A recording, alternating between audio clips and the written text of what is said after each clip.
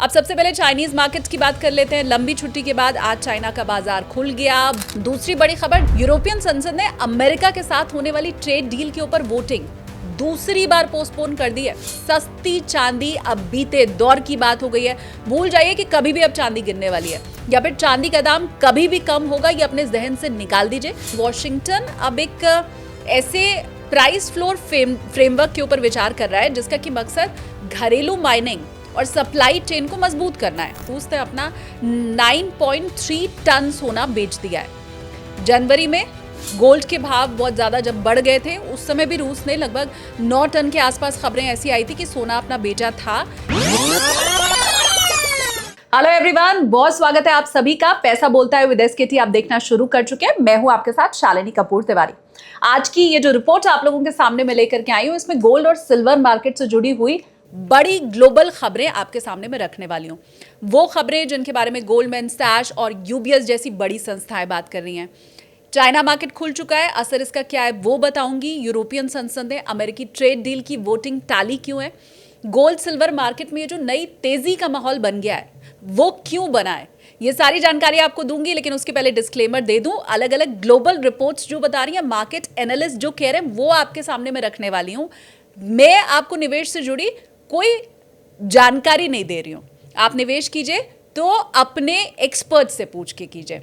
अब सबसे पहले चाइनीज मार्केट की बात कर लेते हैं। लंबी छुट्टी के बाद आज चाइना का बाजार खुल गया। बहुत से लोग लंबे समय से ये कह रहे थे कि चाइना का मार्केट खुलेगा तो ये हो जाएगा, वो हो जाएगा, कुछ बड़ा मूव आ जाएगा। ऐसा कुछ भी नहीं हुआ और समझ यही आया कि बातें हैं, बातों का क्या। हल्की गिरावट चाइनीज मार्केट में सुबह जरूर दिखाई दी है, लेकिन दिलचस्प बात इसमें यह है कि कॉमेक्स फ्यूचर और हमारे भारतीय बाजार एमसीएक्स का मूव थोड़ा अलग इससे रहा। फ्यूचर्स में सिल्वर फिर से पॉजिटिव जोन में आता हुआ दिखाई दे रहा है। जब वीडियो में रिकॉर्ड कर रही हूं तो सिल्वर में रिकवरी ही दिखाई दे रही है। कल तो भयानक तेजी थी।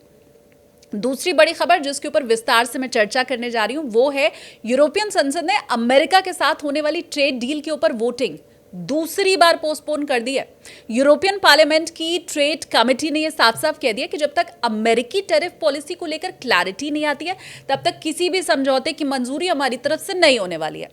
अब रिपोर्ट से कह रही हैं कि यूरोप के कई नेताओं ने ट्रंप की व्यापार नीति को अराजक तक बता दिया है। सोने चांदी के मार्केट के ऊपर इसका असर मैं बताऊं उसके पहले ये जो पूरा विवाद है शॉर्ट में पहले आप वो समझ लीजिए। आंकलन आपके लिए आसान हो जाएगा कि मार्केट किस तरह से बिहेव इस पर करेगा।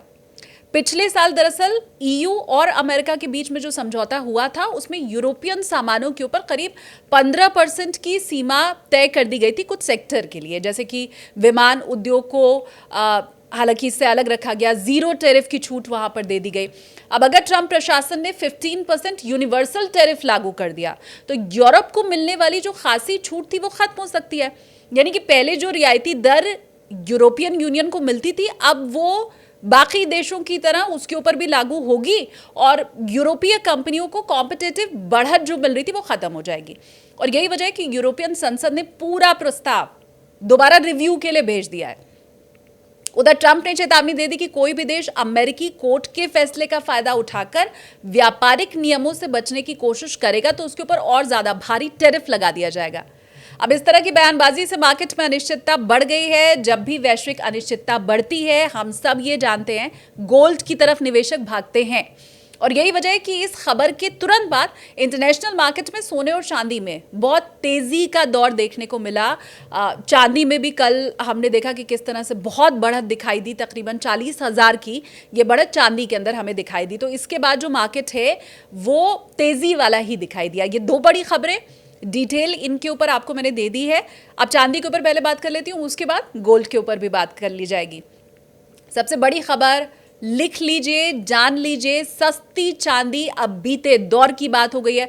भूल जाइए कि कभी भी अब चांदी गिरने वाली है या फिर चांदी का दाम कभी भी कम होगा, ये अपने जहन से निकाल दीजिए। क्योंकि रिपोर्ट्स यही कह रही हैं कि अमेरिका अब चांदी को एक सामान्य कॉमोडिटी नहीं मान रहा है बल्कि एक स्ट्रेटेजिक इनपुट की तरह वो इसे देखने लगा है। मार्केट एनालिस्ट का मानना है कि वॉशिंगटन अब एक ऐसे प्राइस फ्लोर फ्रेमवर्क के ऊपर विचार कर रहा है जिसका कि मकसद घरेलू माइनिंग और सप्लाई चेन को मजबूत करना है। अब इस तरह की पॉलिसी से इंटरनेशनल मार्केट में लो प्राइस सिल्वर की जो उपलब्धता बनी हुई है वो जाहिर सी बात है कम होगी। ग्लोबल प्राइसिंग में स्ट्रक्चरल सपोर्ट बन सकता है इसके बाद, मतलब सस्ती चांदी का दौर धीमे धीमे खत्म होने वाला है। ये जानकारी अमेरिकी मेटल मार्केट अपडेट्स और पॉलिसी डिस्कशन नोट्स के हवाले से सामने आई है, जो आपके सामने मैंने रखी है। अब सबसे अहम हिस्सा गोल्ड और सिल्वर रेशियो, पिछले लगभग 50 साल का डेटा अगर आप उठा करके देखेंगे तो वो यही कह रहा है कि आमतौर पर 45 से 85 के बीच में ये रेशियो रहता है, लेकिन जब भी ये रेंज टूटती है बड़ा ट्रेंड मार्केट में जरूर बनता है। हमने पेंडेमिक के टाइम में देखा था ये रेशियो 126 तक चला गया था, यानी कि उस वक्त गोल्ड बहुत मजबूत था, सिल्वर उससे बहुत पीछे रह गई थी।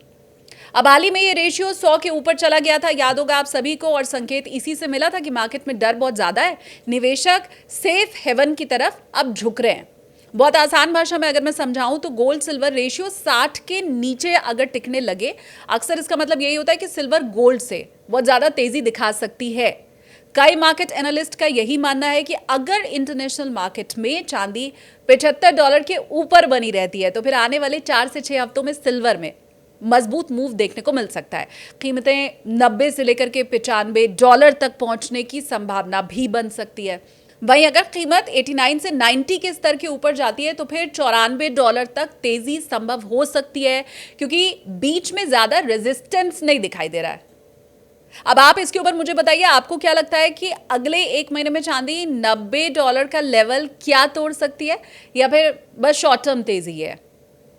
आगे मैं बढ़ूं, सोने के बारे में जानकारी आपको दूं। लाइक नहीं किया है अगर ये रिपोर्ट आपने अभी तक, बहुत मेहनत मैंने की है, लाइक कीजिए। पेड मेंबरशिप का ऑप्शन भी हमारा खुला हुआ है तो आप वो भी ले सकते हैं, और सबसे सस्ता मैं कहूंगी कि पेड मेंबरशिप हमारे साइट से आपको उपलब्ध कराई गई है। ऐसी एक्सक्लूसिव रिपोर्ट्स आपको वहां पर आगे मिलती रहेगी। चलिए अब गोल्ड मार्केट की बात कर लेते हैं। गोल्ड मार्केट में खबर ये आ रही है कि रूस ने अपना 9.3 टन सोना बेच दिया है। जनवरी में गोल्ड के भाव बहुत ज़्यादा जब बढ़ गए थे उस समय भी रूस ने लगभग 9 टन के आसपास खबरें ऐसी आई थी कि सोना अपना बेचा था, जिसे 3 लाख ऑन्स के बराबर माना जा रहा था। अब गोल्ड का मार्केट इतना बड़ा है, ये ध्यान से आप सुनिएगा, गोल्ड का मार्केट इतना बड़ा है कि अगर कोई देश 9 टन सोना बेच भी दे, कीमतों के ऊपर बहुत ज़्यादा प्रभाव पड़ने नहीं वाला है। शुक्रवार को ही ये खबर आ गई थी, उसके बाद भी आपने देखा कि मार्केट ने कुछ ऐसा नहीं है कि कुछ बहुत खास रिएक्ट इसके ऊपर किया हो। तो ये आप समझिए कि अगर ऐसी खबरों के बाद कोई आपको कहने की और बहुत बड़ी हेडलाइन बना करके इसको बेचने की कोशिश करे इस खबर को, तो वो गलत है। अब रूस की अगर मैं बात करूं, आमतौर पर खुले ग्लोबल मार्केट में बहुत ज़्यादा सोना रूस बेचता आया है नहीं। जब भी वो बेचता है तो ज़्यादातर इंटरनल चैनल्स के जरिए इस काम को वहाँ पर किया जाता है। अब इसमें दिलचस्प एक और बात यह है कि चीन के बाद दुनिया में सबसे ज़्यादा गोल्ड प्रोड्यूस करने वाला देश रूस ही है, यानी दुनिया के टॉप 2 गोल्ड प्रोड्यूसर चीन और दूसरी तरफ रूस, ये 2 ही हैं। अगली खबर की बात, गोल्डमैन सैच के मुताबिक सेंट्रल बैंक फिलहाल कीमतों के शांत होने का इंतजार कर रहे हैं, लेकिन अमेरिकी जो निवेशक हैं वो कॉल ऑप्शंस के जरिए तेजी के ऊपर दाम लगा रहे हैं। यानी एक तरफ जो संस्थागत खरीदारी है, दूसरी तरफ ट्रेडिंग साइड से भी बुलिश सेगमेंट फिलहाल दिखाई दे रहा है। इस रिपोर्ट के बारे में डिटेल में मैंने कल भी चर्चा आपके साथ की थी, आप अगर चाहें तो वो रिपोर्ट जाकर के देख सकते हैं। अब अगर दूसरी तरफ हम बात करें अमेरिकन CFTC डेटा की, तो उसके हवाले से ये कहा गया है कि अमेरिकी फंड्स गिरावट में सोना खरीदने की रणनीति अपना रहे हैं। तो इन दोनों ही खबर से आपको समझ में आया होगा कि सोना आखिर चढ़ता हुआ अभी फिलहाल आपको दिखाई क्यों दे रहा है। अब एक और बड़ा अपडेट, UBS की रिपोर्ट आई है। UBS की रिपोर्ट के बारे में भी पहले मैं आपसे चर्चा कल की रिपोर्ट में कर चुकी हूँ।